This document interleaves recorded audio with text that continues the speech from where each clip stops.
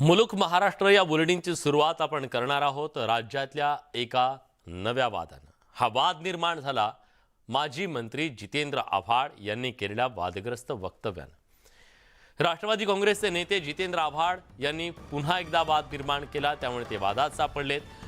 औरंगजेब क्रूर किंवा हिंदू द्वेष्टा नव्हता असं विधान जितेंद्र आव्हाडांनी केलं। औरंगजेब क्रूर नव्हता असं वक्तव्य करणाऱ्या आव्हाडांना औरंगजेबाचा पुळका आलाय का असा सवाल विरोधकांकडून विचारला जातोय। मात्र या संदर्भात चूक लक्षात आल्यावर आव्हाडांनी सारवासारव करण्याचा प्रयत्न केला। ही सारवासारव करतानाही आव्हाडांनी आणखी एक चूक केली। औरंगजेबाचा मृत्यू हा नगरच्या भिंगारमध्ये झाला असताना आव्हाडांनी औरंगजेबाचा मृत्यू औरंगाबादमध्ये झाल्याचं वक्तव्य केलं। एकूणच आव्हाडांनी आणि म्हणजे पुढे काय झालं ते इतिहास तुमच्या डोळ्यासमोर आहे। शिवाजी महाराजांनी स्थापन केलेल्या स्वराज्यामध्ये औरंगजेबासारखा क्रूर सुलतान ह्याला एकदाही यश मिळू शकलं नाही। म्हणजे शेवटी औरंगजेबाचा मृत्यू दिल्लीला न होता औरंगाबादला झाला। त्यांनी अनेकदा शिवाजी महाराजांच्या स्वराज्यावर, संभाजी महाराजांच्या स्वराज्यावर क्रूर हल्ले करण्याचा प्रयत्न केला। त्यांनी अनेक सुफी संतांच्या हत्या केल्या, अनेक देवळं पाडली।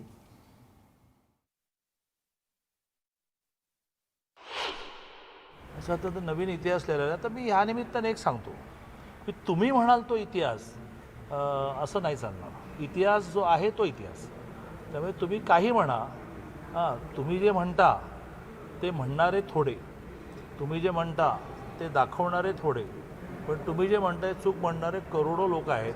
निर्दयतेचं आणखी कोणतं उदाहरण राष्ट्रवादी पक्षाला हवंय? हे जे सगळं चाललंय ना, हे राष्ट्रवादी पक्षाचं ठरवून चाललंय। औरंगजेबाचा एका ठिकाणी उदो उदो करायचा आणि दुसऱ्या ठिकाणी छत्रपती संभाजी महाराजांना कुठेतरी कमी लेखायचं। राष्ट्रवादी पक्षाने एक गोष्ट लक्षात ठेवावी, या महाराष्ट्राच्या भूमीत उदो उदो फक्त संभाजी राजांचा, छत्रपती शिवरायांचा होईल, औरंगजेबाचा कधीच होणार नाही। कदाचित आव्हाड साहेबांसाठी वेगळा इतिहास कोणीतरी लिहिला असेल। इतिहासाबद्दल सुद्धा अनेक मतांतरे आहेत। फक्त आपल्याला सोयीचा इतिहास एवढाच अभ्यास आव्हाड साहेबांनी केला असेल। मुळात अशा पद्धतीने औरंगजेबाचं उदात्तीकरण करणं योग्य नाही आहे। प्रत्येक हिंदू धर्मीयाने या गोष्टीचा निषेध करणं गरजेचं आहे। या सगळ्याबद्दल अधिक बोलण्यासाठी स्वतः राष्ट्रवादी काँग्रेसचे नेते माजी मंत्री जितेंद्र आव्हाड आपल्यासोबत जोडले गेलेले आहेत। आव्हाड साहेब, तुम्ही ऐकलं असेल, तुमच्या वक्तव्याच्या नंतर विरोधक तुमच्यावर तुटून पडलेत। सवाल तुम्हाला विचारला जातोय आता विरोधकांकडून की ज्या औरंगजेबानं अनेकांच्या हत्या केल्या, शंभूराजेंना तर त्यांनी हाल हाल करून मारलं, त्याचबरोबर अनेक मंदिरं तोडली, एवढं सगळं केल्यानंतर सुद्धा तो क्रूर आणि हिंदू द्वेष्टा वाटत नसेल तर त्यांना अजून काय करायला हवं म्हणजे तो क्रूर असं वाटेल, असा सवाल तुम्हाला विचारला जातोय। पण आपण माझी पूर्ण पत्रकार परिषद बघितली नाही। मी तिथे म्हटलेलं आहे, क्रूरपणाने त्यांनी त्या गडावरती संभाजी महाराजांचे डोळे काढले। क्रूरपणाने हा शब्द आहे। हा, पण मला ते बाजूचं विष्णू मंदिर त्यांनी का तोडलं नाही ह्याच्याबद्दल गूढ आहे। पुढे मी असं म्हटलं आहे की त्यांनी बापाला मारलं, त्यांनी भावाला मारलं, त्यांनी काकाच्या सगळ्या पोरांना मारलं। इतका क्रूर सुलतान या देशात कधी पैदाच झाला नव्हता। आणि ज्या ताकदीने तो स्वराज्यावर हल्ले करायचा, ते सगळ्या स्वराज्यावरचे हल्ले यांनी परतवले। म्हणजे संभाजीराजांनी पण परतवले आणि छत्रपती शिवाजी महाराजांनी पण परतवले।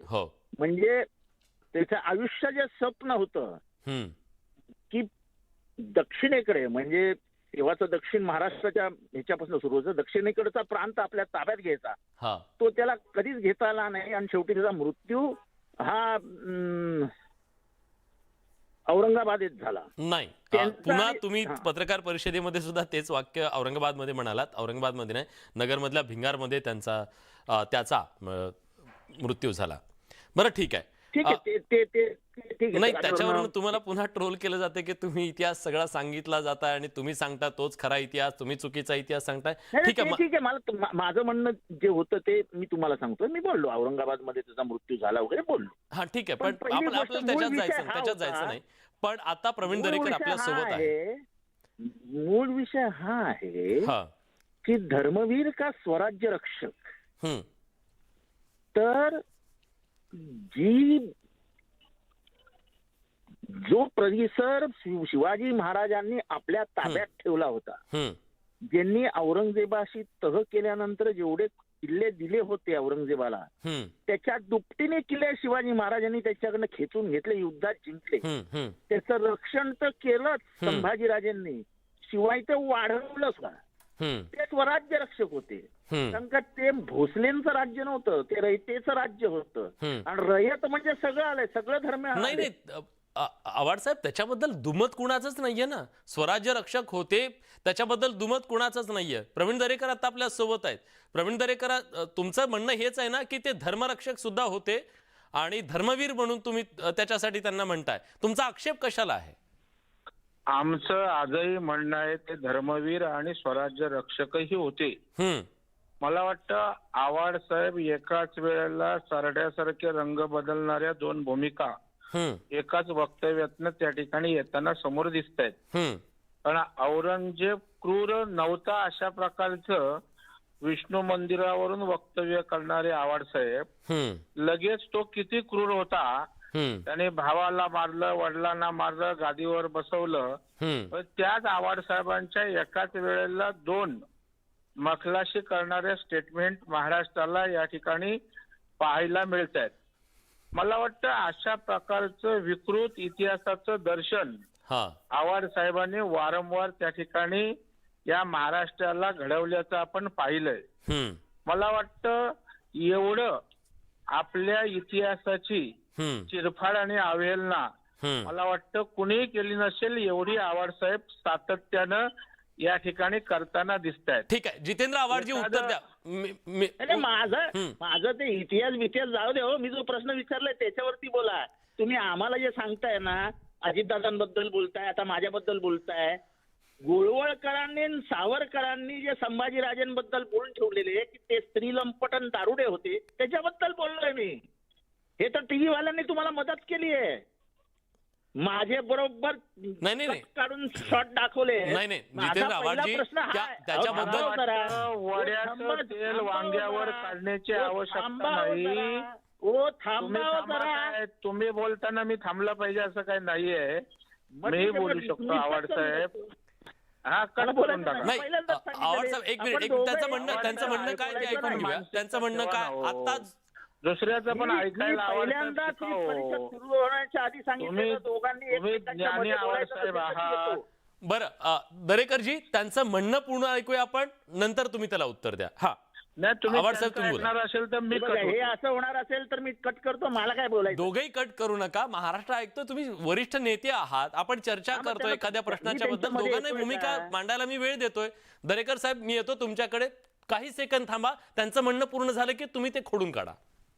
हा, आव्हाड साहेब. गोळवळकरांनी आपल्या पुस्तकात, त्याच्या पुस्तकाचं नाव आहे विचारधन, त्याच्यामध्ये त्यांची बायकांवरती घाणेरडी नजर असायची. एका खंडोबल्लाळ नावाचे जे काही सरदार होते, त्यांच्या बहिणीने आत्महत्या केली. ते दारुडे होते, ते स्त्रीलंपट होते, असं गोळवळकरांनी आपल्या विचारधन या पुस्तकात लिहून ठेवलं आहे. सावरकरांनी लिहिलं की ते नाकर्ते पुत्र शिवाजी महाराजांच्या पोटी जन्माला आले. त्याच्यातही त्यांनी लिहिले की ते स्त्रीलंपट होते, दारुडे होते, त्यामुळे मराठ्यांचा नेतृत्व करण्याची त्यांची लायकीच नव्हती. आता हे सगळं लिहिल्यानंतर पहिलं त्याचं एक्सप्लेनेशन द्यावं, बाकीचं लांब राहू ठीक आहे, मी उत्तर घेतो. आव्हाड सर, मला वाटतं तुमची भूमिका कळली. दरेकरजी, आणि माझ्याकडे पुस्तकं आहेत, मी पुस्तकांच्या मला वाटतं ठीक आहे ना, उत्तर घेऊया. छत्रपती संभाजी राजांच्या संदर्भात किती आकस द्वेष मत्सर आहे हे गोळवळकर गुरुजींच्या काही तथाकथित मी लिहिलेलं पाहिलं नाही, ऐकलं नाही, ते म्हणतायत. त्याचा पुनरुच्चार करून आपल्या मनातली मळमळ छत्रपती संभाजी महाराजांच्या बाबतीत पुन्हा या ठिकाणी बाहेर काढताना आवाड त्या ठिकाणी दिसत आहेत.